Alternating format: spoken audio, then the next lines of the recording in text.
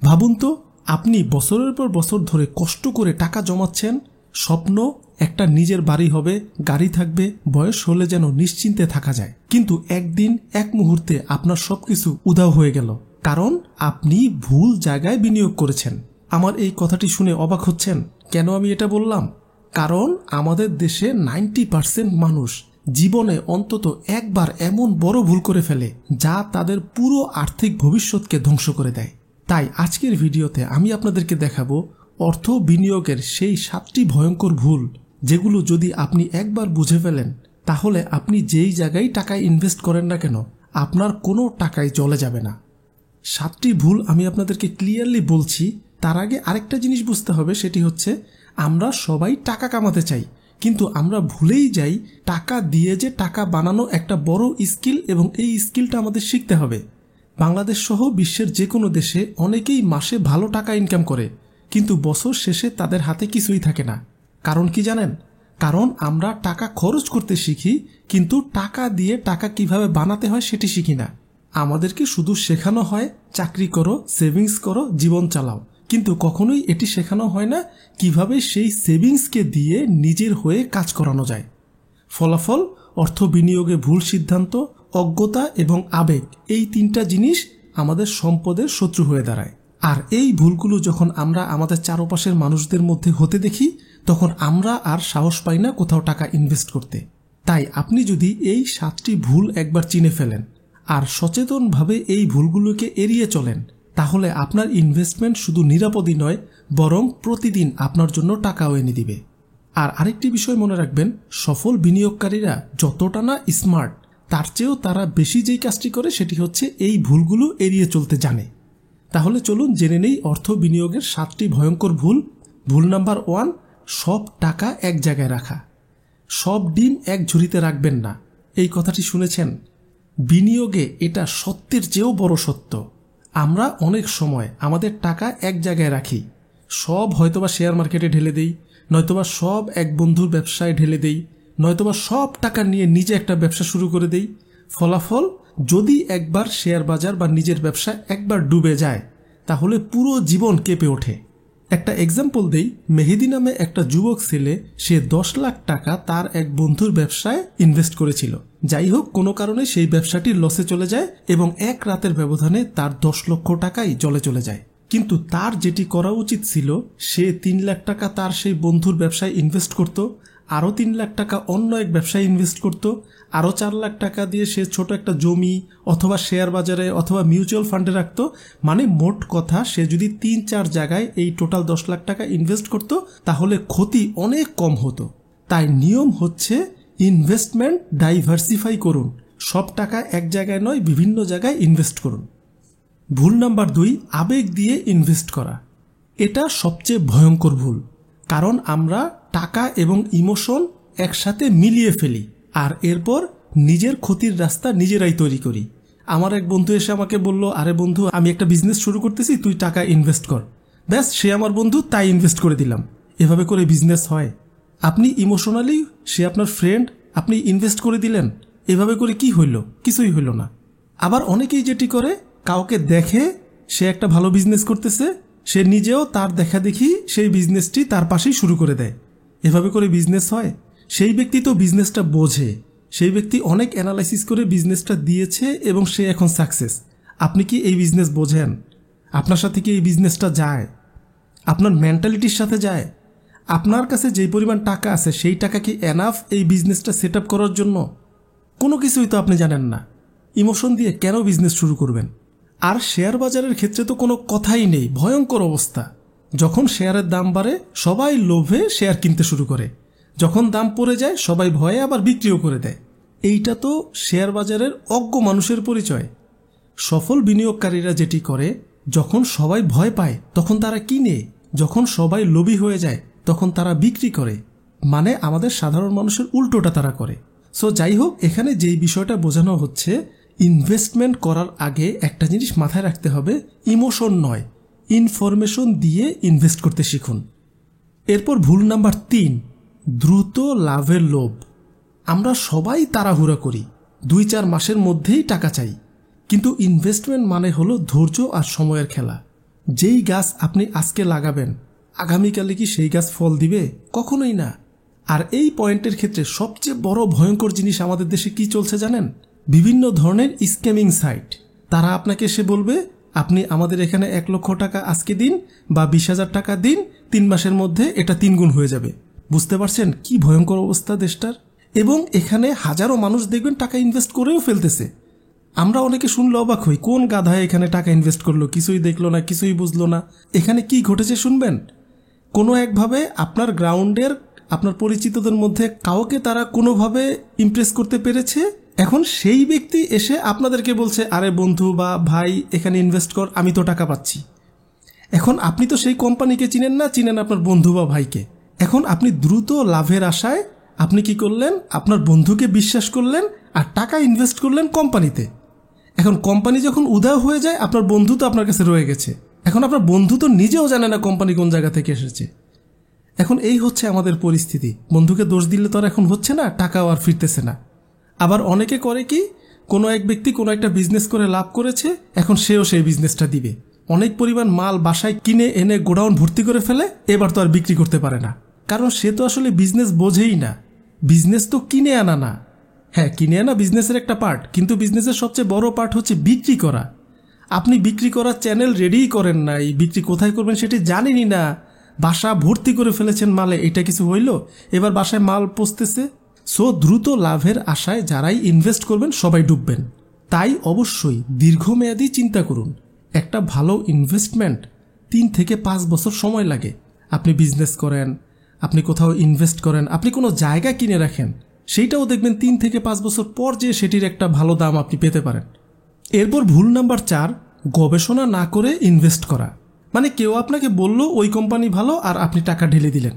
দেখুন, আপনি যেই জায়গায় ইনভেস্ট করেন, আপনার নিজের বিজনেস, শেয়ার বাজার, মিউচুয়াল ফান্ড, বা আপনি জমি কিনে রাখেন, বা আপনি গোল্ড কিনে রাখেন, আপনার না এই জিনিসটা একটা অ্যানালাইসিস জানতে হবে। মোট কথা ওই বিষয়টা নিয়ে আপনাকে গবেষণা করতে হবে। ইনস্ট্যান্টলি কোনো জিনিস কিনে ফেলা যাবে না।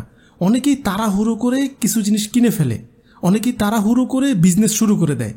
আপনি হয়তোবা চাপে রয়েছেন, কিছুই করতে পারতেছেন না, চারপাশের আত্মীয় স্বজনরা আপনাকে প্রেশারে রেখেছে, ফ্যামিলির মানুষ প্রেশারে রেখেছে, বা আপনার ব্যাংকে কিছু টাকা পড়ে রয়েছে, আপনি চাইছেন সেটা দিয়ে কিছু করবেন।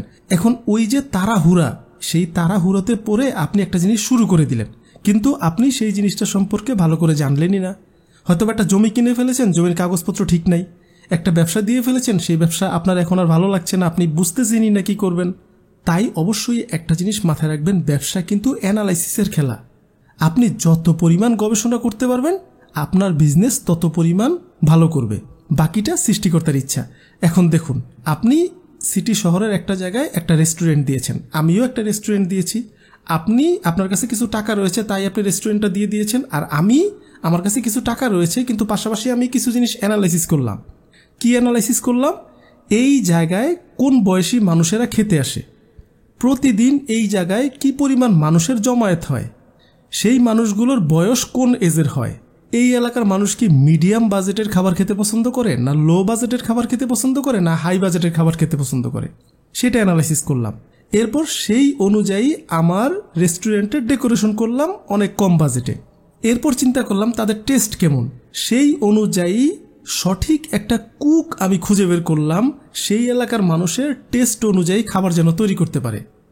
দেখুন, আপনি যদি ধানমন্ডিতে একটা রেস্টুরেন্ট দেন, সো সেখানে আপনাকে একটু প্রিমিয়াম কোয়ালিটি দিতেই হবে।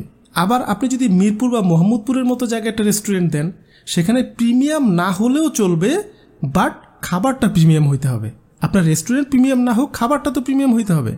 আবার যদি আপনি একটা জেলা শহরে আপনি একটা রেস্টুরেন্ট দেন, আপনাকে একটু কম টাকায় প্রিমিয়াম খাবার দিতে হবে। সো যাই হোক, অনেক কিছু অ্যানালাইসিস করে যখন একটা রেস্টুরেন্ট আমি দিব, এবং আপনি কোনো কিছু অ্যানালাইসিস না করে রেস্টুরেন্টটা দিয়ে দিবেন, তখন আপনারটা ফেল হওয়ার চান্স বেড়ে যাবে না। আর আপনি আপনার রেস্টুরেন্টে বসে বসে ভাববেন, আরে ভাই ওই লোকে কি লাকি, সে কি লাক নিয়ে জন্মাইছে রে ভাই, তার রেস্টুরেন্টটা চলতেছে, আমারটাতে কোনো মানুষই নাই। কিন্তু এখানে তো অনেক কিছু অ্যানালাইসিস করা ছিল আমার, তাই না? তাই অবশ্যই ভুল নাম্বার 4, গবেষণা না করে বিনিয়োগ কোথাও করা যাবে না। এরপর ভুল নাম্বার 5, লক্ষ্য ছাড়া বিনিয়োগ। আপনি যদি নাই জানেন আপনি আসলে এখানে কেন টাকা ইনভেস্ট করছেন, তাহলে আপনার ইনভেস্টমেন্ট দিকহীন নৌকা হয়ে যাবে। মানে আপনার ইনভেস্টমেন্ট যে কোন দিকে চলে যাবে আপনি বুঝতে পারবেন না। আমি একটা এক্সাম্পল দিই। রহিম নামে এক ব্যক্তি একটা শেয়ার কিনেছে। সে জানে শেয়ারটার দাম বাড়বে, কিন্তু 6 মাস পর তার বিয়ে। এখন বিয়েতে তার অনেক টাকা লাগবে এবং সে মনে মনে সেই শেয়ারটা কিনেছিল, ভাবছিল যে 6 মাস পরে শেয়ারটার দাম বাড়বে আর আমি সেখান থেকে টাকাটা তুলে আমার বিয়ের খরচটা করব। কিন্তু 6 মাস পর তার শেয়ারের দাম বাড়েইনি, সেখানেই পড়ে আছে এবং তার কিছুদিন পর শেয়ারের দাম আরো কমে গিয়েছে। এখন আপনিই বলুন, আপনার 6 মাস পর মাস্ট টাকা লাগবে আর এই দিক দিয়ে আপনি শেয়ার বাজারে টাকা ইনভেস্ট করে বসে রয়েছেন। এটা হইল? শেয়ার বাজার কি কোনো কিছু প্রেডিক্ট করা যায় এত সহজে?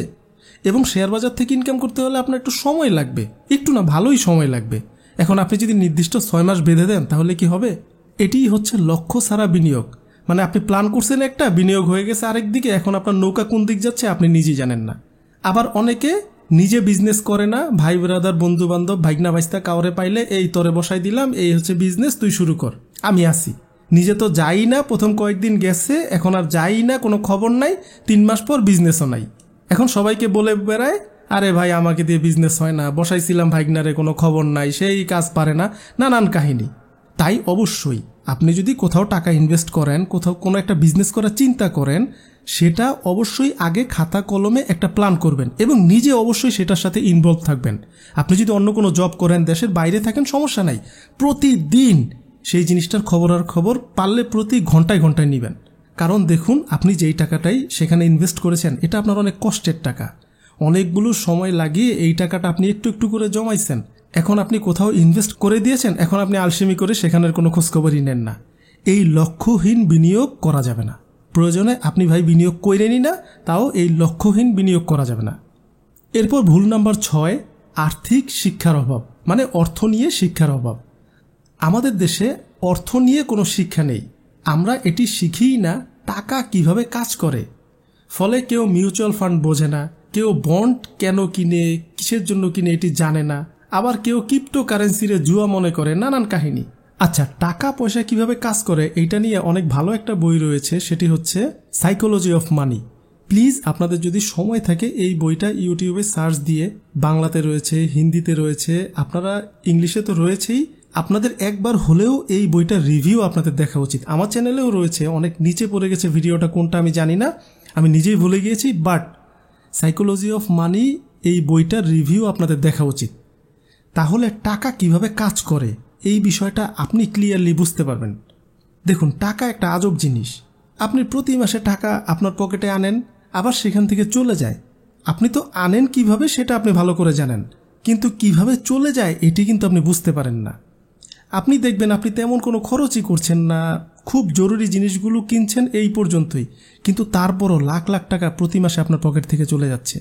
অনেকে তো সিটি শহরের বাইরে থাকে, অনেকটা ভিলেজ এরিয়াতে থাকে, তারাও ভাবে ভাই টাকা কোথায় যায়, আমি তো ভিলেজ এরিয়াতে থাকি, এত টাকা কিভাবে শেষ হয়। তাই টাকার এইরকম কিছু ভুল আছে, টাকার কিছু মেকানিজম আছে, এগুলো সবার জানা উচিত।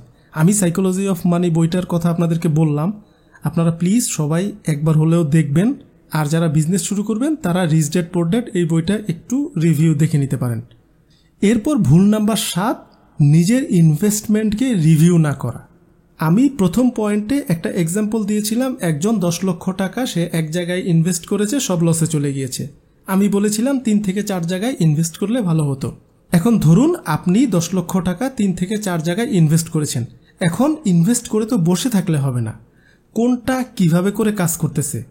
ধরুন আপনি ছোট একটা রেস্টুরেন্টে আপনি 3 লাখ টাকা ইনভেস্ট করেছেন কারোর সাথে। এখন আপনি দেখতেছেন সেই বিজনেসটা ভালো চলতেছে, সেই জায়গার যে কুক সে খুব ভালো করতেছে। এখন আপনার উচিত হবে সেই জায়গাটাকে আরও কিভাবে ইমপ্রুভ করা যায়, আপনার সেই ছোট রেস্টুরেন্টটাকে আরেকটু কিভাবে বড় করা যায়, আর কি ফ্যাসিলিটিস মানুষকে দিলে যারা আপনার কাস্টমার প্রতিদিন খাচ্ছে তারা অনেক বেশি হ্যাপি হয়ে যাবে। আরও কি ইনোভেটিভ আইডিয়া আনা যেতে পারে। সোশ্যাল মিডিয়ায় পেজ খুলে নতুন নতুন যে খাবারগুলো আপনি অ্যাড করতেছেন আপনার রেস্টুরেন্টে, সেগুলো সোশ্যাল মিডিয়ায় পেজ খুলে ফটো পোস্ট করে মানুষকে একটু জানানো দরকার। প্রয়োজনে বুস্ট করেন $5-10।